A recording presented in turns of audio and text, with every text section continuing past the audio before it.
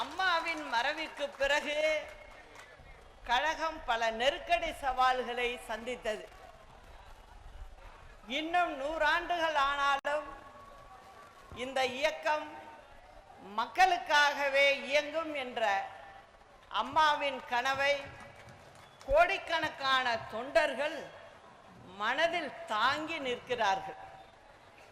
அனைவரும் ஒற்றுமையுடன் செயலாற்ற வேண்டும், தன்னலம் மறந்து பொது நலத்துடன் செயல்பட வேண்டும் என்று அம்மா சொன்ன ஒரு கதைதான் எனக்கு நினைவுக்கு வருகிறது. பாவம் செய்த ஒருவன் நரகத்துக்கு போறான். அந்த நரகத்துல போயிட்டு இருக்க பாதையில ஒரு சிலந்தி பூச்சியை மிதிக்காமல் காலை தூக்கி வச்சு போறான். அந்த ஒரு சின்ன கொஞ்ச புண்ணியத்துக்காக மேலே இருக்கிறவங்க, அதாவது சொர்க்கத்தில் இருக்கிறவங்க, மேலே ஒரு சிலந்தி சொர்க்கத்தை நோக்கி வந்துகிட்டு இருக்கு. அதனுடைய இடை கீழே வரைக்கும் தொங்குது. அந்த நூலை பிடிச்சி நீ மேலே வாப்பான்னு சொல்றாங்க.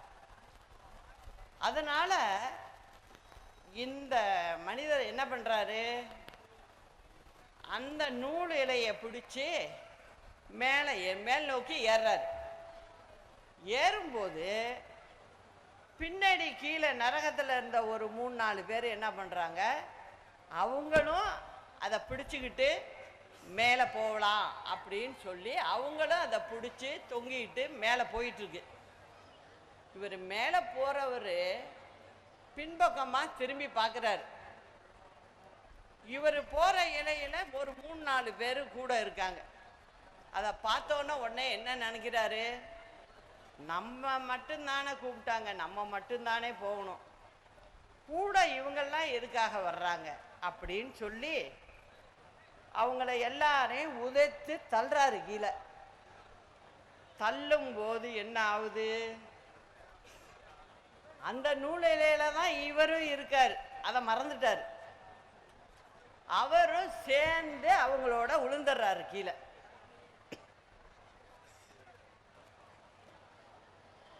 இவர் சேர்ந்து கீழே விழுந்துடுறாரு. நான் என்ன சொல்றேன், யாராக இருந்தாலும் தங்கள் சுய விருப்பு வெறுப்பின்றி தன்னலம் கருதாமல் ஒற்றுமையாக செயல்பட்டால்தான் வெற்றி அடைய முடியும். இதுவே தமிழக மக்களுக்கு செய்கின்ற மிக பெரிய நன்மையாகும்.